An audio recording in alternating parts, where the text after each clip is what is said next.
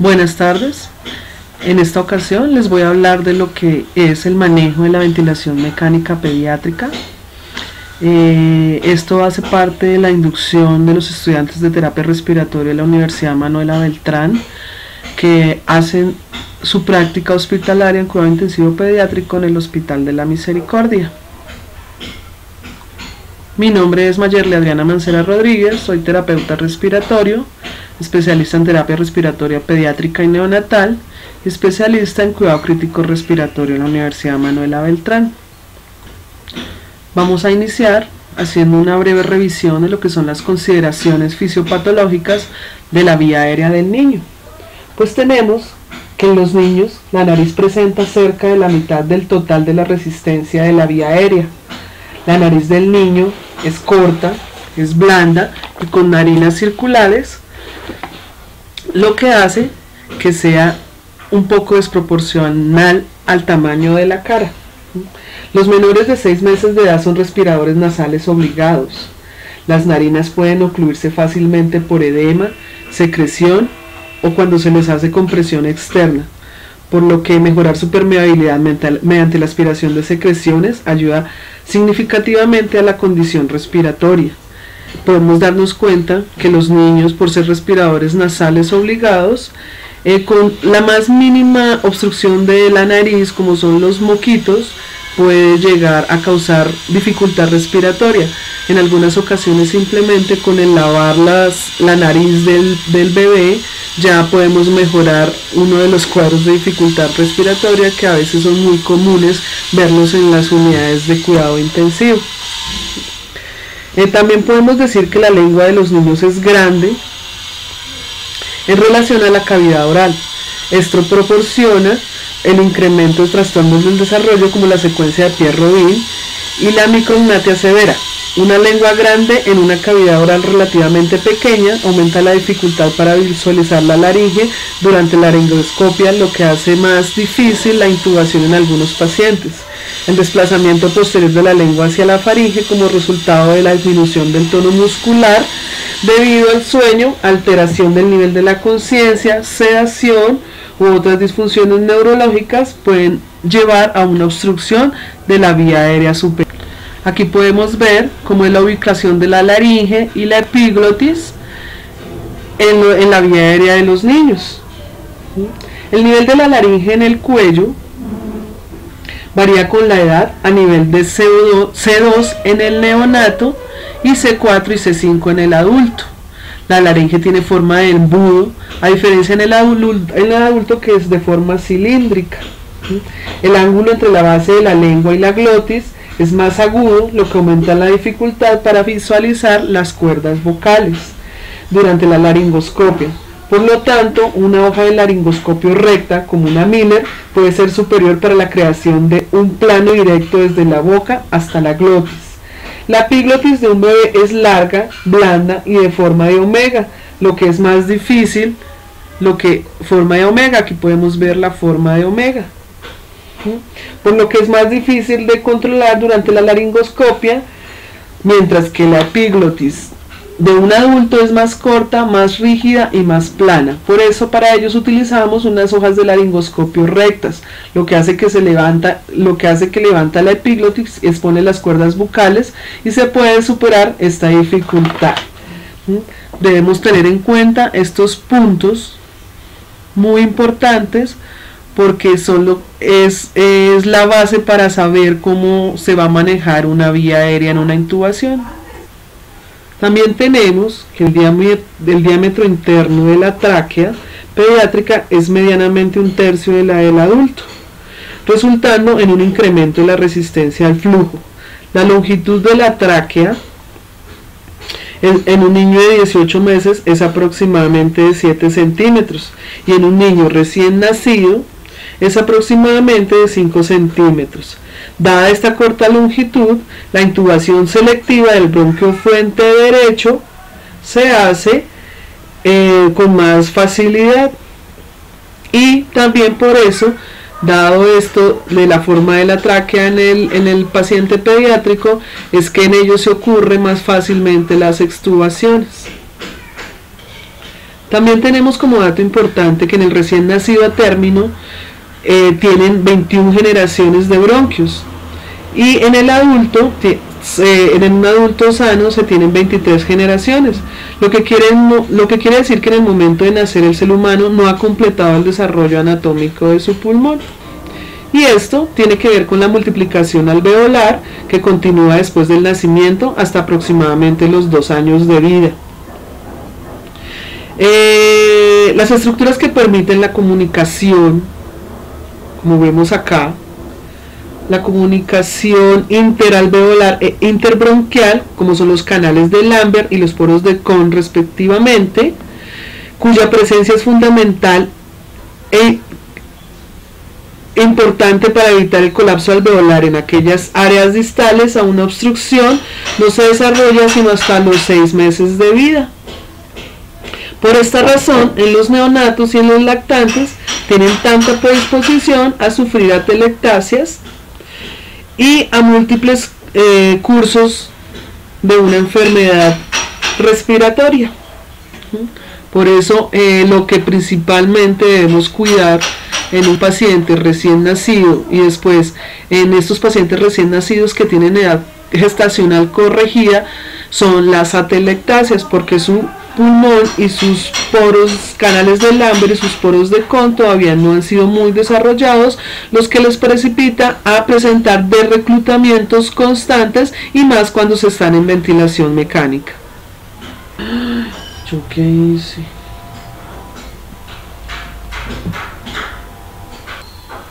Perdón. También tenemos que la acción de los músculos respiratorios, como podemos verlo acá, en los recién nacidos en el lactante pequeño, es menos eficaz que en niños mayores y adultos, debido a una inserción más horizontal del diafragma con un ángulo menos agudo, limitando así esto la capacidad de contracción. Por eso es que en ellos, cuando hacen dificultad respiratoria, se ve un poco más el desbalance tóraco-abdominal que en los adultos, porque ellos tienen más susceptible el diafragma por sus inserciones y sus inervaciones. Es debido a esto que en situaciones de esfuerzo máximo se genera en el segmento inferior de la caja torácica, aquí en esta parte, un movimiento del diafragma hacia adentro en lugar de excursionar el abdomen. La característica de respiración paradójica de la claudicación respiratoria inminentemente aguda. Estas características, sumadas al hecho de contar con menos masa muscular, hacen que este músculo sea más fácilmente agotable, y a esto le llamamos desbalance tóraco-abdominal en los signos de dificultad respiratoria. Como podemos ver en esta imagen, ahora les voy a hablar de lo que es la mecánica pulmonar.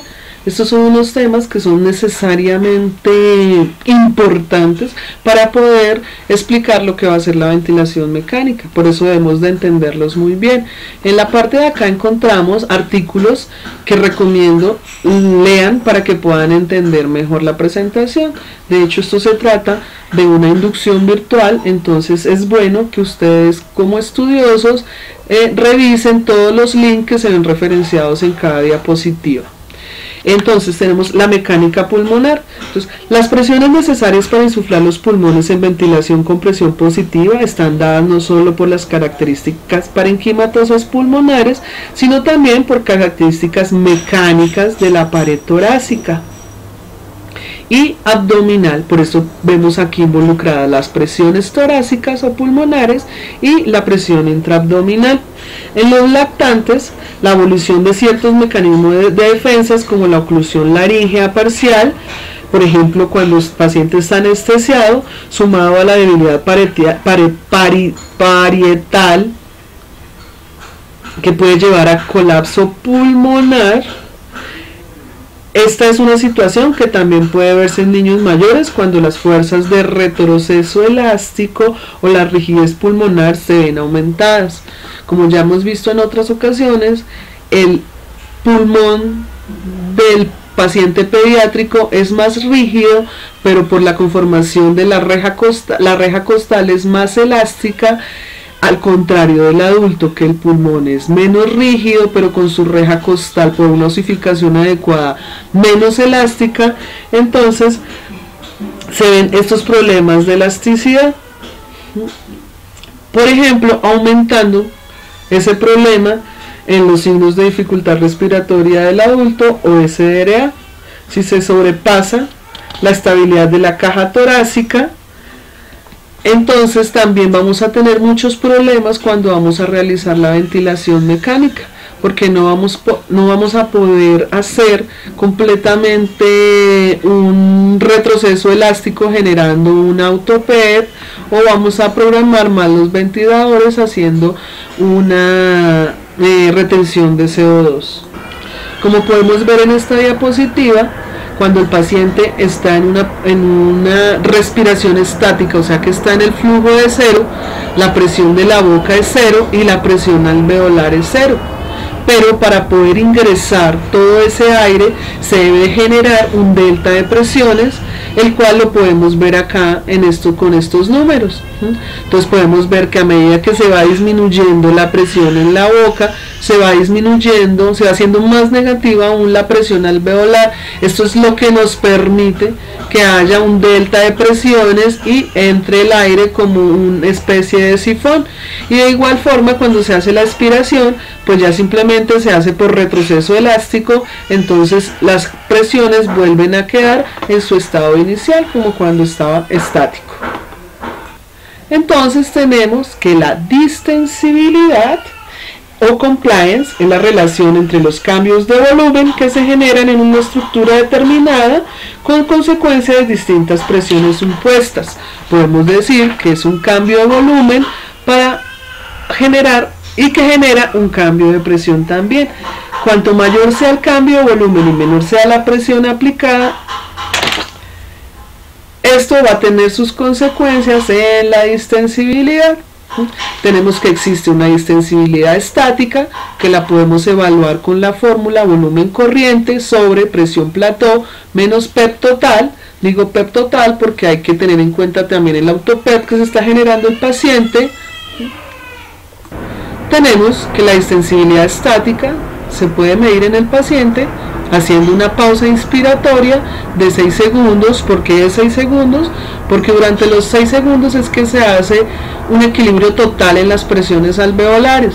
Entonces esta distensibilidad estática se tiene que medir en un momento de flujo cero, por eso se hace durante la pausa inspiratoria. Tenemos que la distensibilidad dinámica la podemos calcular con la fórmula volumen corriente dividido sobre presión inspiratoria máxima menos PEP total. Esta distensibilidad dinámica nos muestra cómo es la generación de esos volúmenes con respecto a las presiones del paciente cuando el paciente está asistiendo su respiración o cuando tiene una respiración espontánea.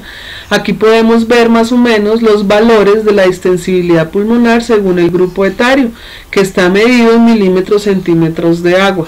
Para los lactantes de 10 más o menos 33 y 0,4. Aquí les dejo esta tablita para que la puedan leer mejor y claramente. Esto es tomado del libro de Leopoldo Ferrer de ventilación mecánica que ustedes. Resulta de vital importancia recordar que en el monitoreo de los pacientes pediátricos, dada la magnitud de los volúmenes que se manejan, las mediciones deben realizarse en la vía aérea proximal, siendo de muy escasa utilidad los valores arrojados por el ventilador a partir de respiraciones en la rama expiratoria. No olvidar esto.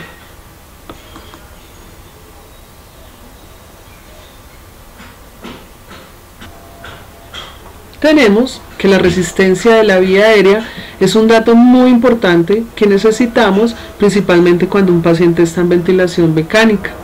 Los tubos orotraqueales de diámetros pequeños aumentan la resistencia de la vía aérea.